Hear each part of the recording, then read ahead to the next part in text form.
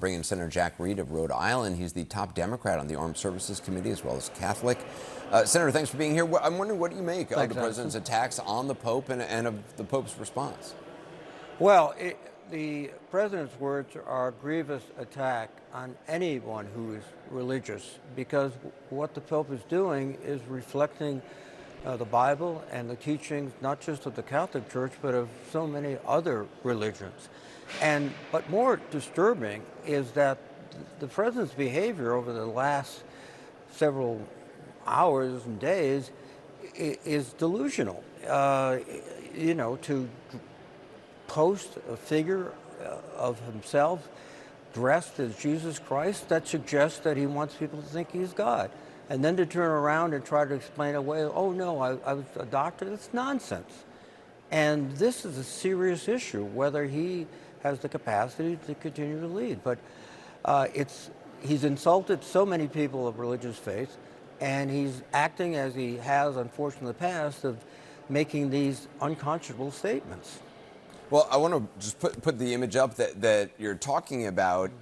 He's claiming that that he thought this was him as a doctor, which is, just ludicrous. Obviously, I know a couple doctors, and I've occasionally gone to a doctor, and they've never dressed like Jesus Christ and had celestial light beaming down upon them.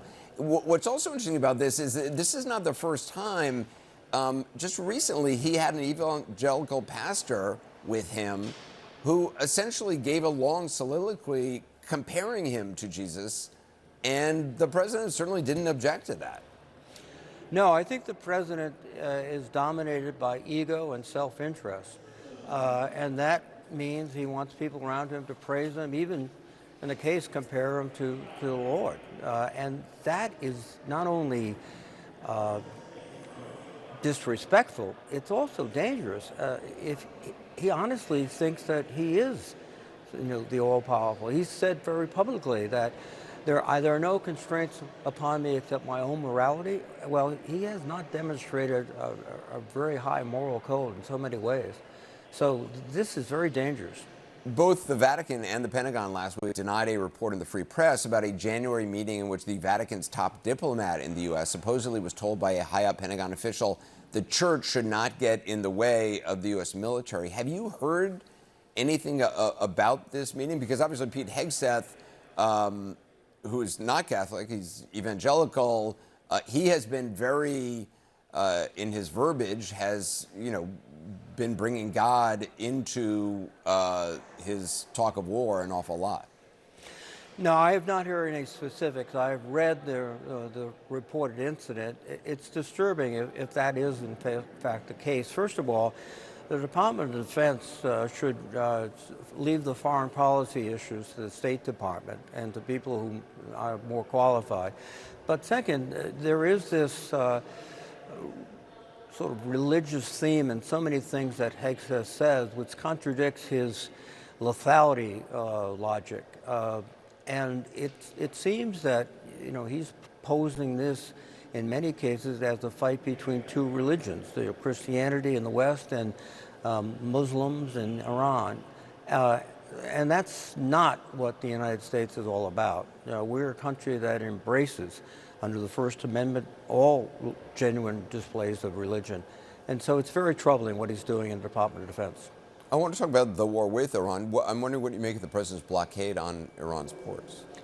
Well, it's interesting. The president seems to be conducting a blockade to stop the Iranians from blockading. So the logic and the strategy is consistent with this whole operation.